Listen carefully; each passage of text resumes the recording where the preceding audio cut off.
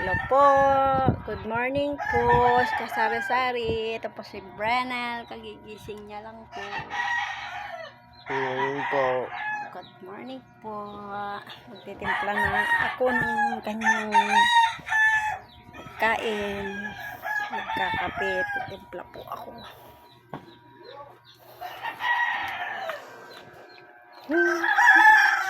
Kumusta po kayo? Hindi pa ako nagsuklay. Diyan muna. Magtitimpla po ako ng kanyang pagkain.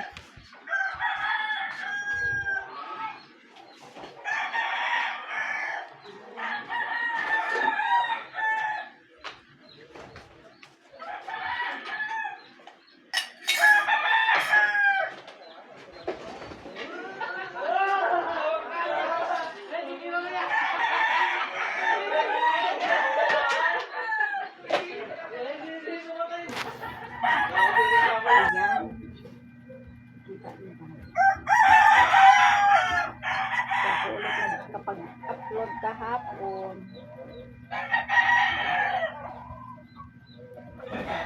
Good morning po. May ingay sa labas na nag-ano ng mga manok.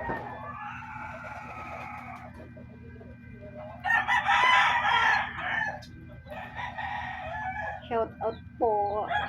Shout out. Ano yan? Shout out pa tayo. Hello po sa gaya kong mga nanay na may PWD.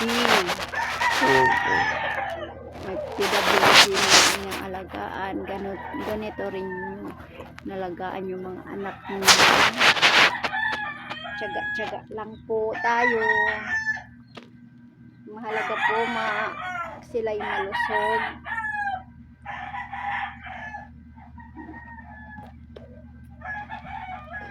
Wala ang silang sakit. Ganito po kami araw-araw.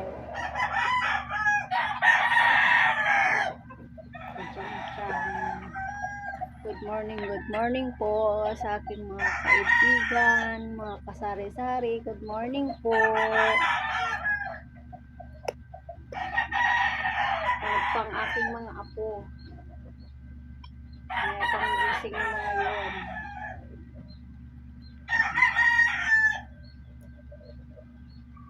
Tsaga ko po siyang pinapakain araw-araw na ganyan. Hindi siya nakakalabas ng bahay. Minsan lang pupunta sa balkon. Ayaw niya yung may maiingay.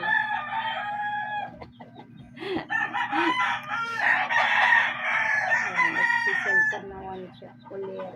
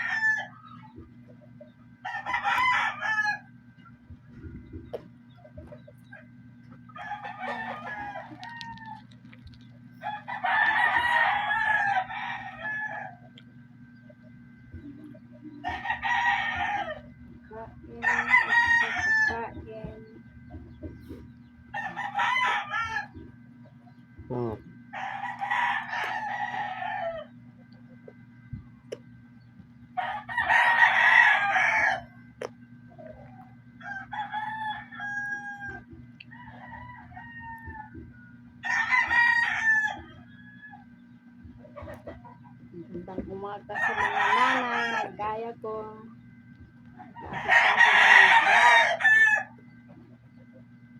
Anak na maliliit. Anak na may PWD or may sakit.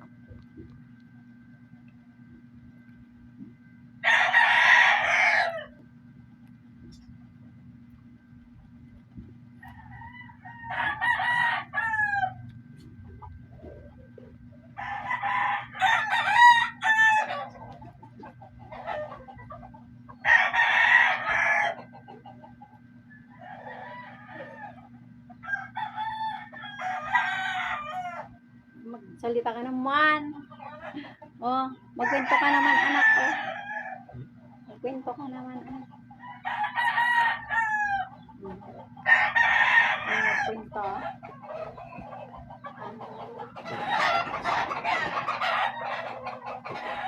Masaya ka ng birthday mo? Hindi masyado. Hindi masyado. Bakit?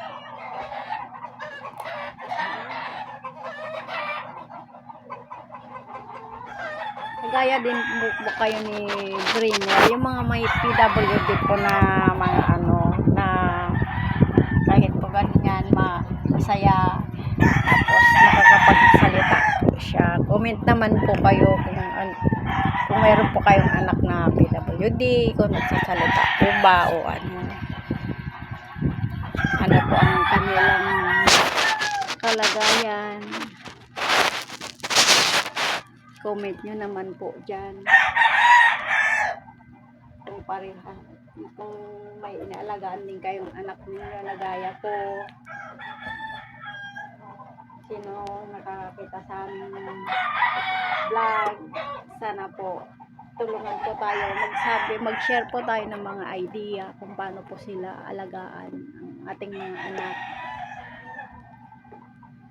Magtanong lang po kayo kung ano po ang lalong-lalo na po yung may mga baby na may PWD. Magtanong po kayo sa akin. Marami na po akong experience, lalong-lalo na po sa pag-aalaga sa kanila. Minsan po, meron silang ugali na gaya si Brinel po. Napalaki ko ng, ilang taon ka na? 16 years old na siya. 2 years before legal. Oo. 16 years na po siya. Si Brinel po. Kaya marami na siyang napagdaan ng sakit.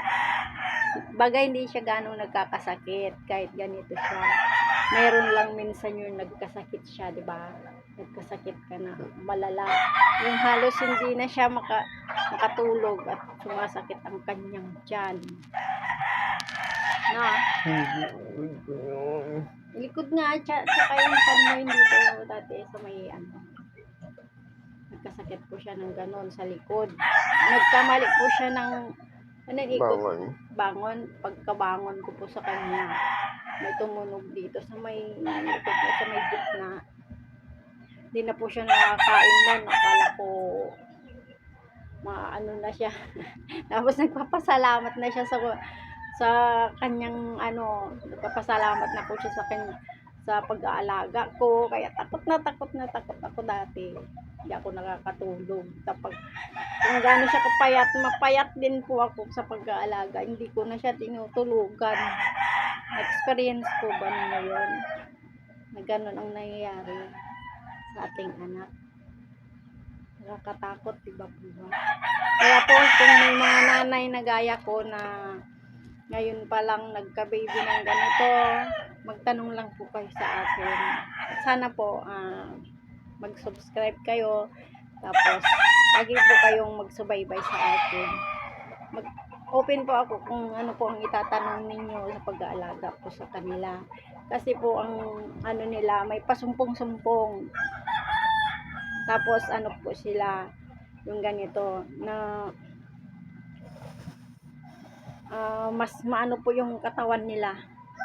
Ang katawan nila is kung kurutin mo sila, matagal nila bago kahit matagal ninyong yung maramdaman, para silang manhid. Hindi gaya sa atin na pagka nasaktan tayo, ramdam na agad. Sila hindi. May late reaction, gano'n, na ikaw na. Ngayon pagka ganun po siya, kaya yung mga nanay po na gaya ko na may anak na ganito, magtanong lang po kayo sa akin para malaman nyo po ang kanilang mga behavior. Open naman po ako. Sana po huwag kayong magsawa sa amin. Bye po, hanggang sa muli. Mamaya po. Sabi ka na, anak. Buti nga po si Brinel ko kahit ganito po siya, nakakapagsalita. Yung mga iba po kasi na nakita namin dito sa ano, hindi po sila nakakapagsalita. At kaya minsan naaawa ako sa mga nakikita ko. Na hindi po nila masabi ang mga nararamdaman. Bye-bye po. Thank you, thank you. Like nyo naman po. Mag-like po. Share. At ano? Ano? Ano? Mag-comment. Sige na po. Bye-bye po. Bye po.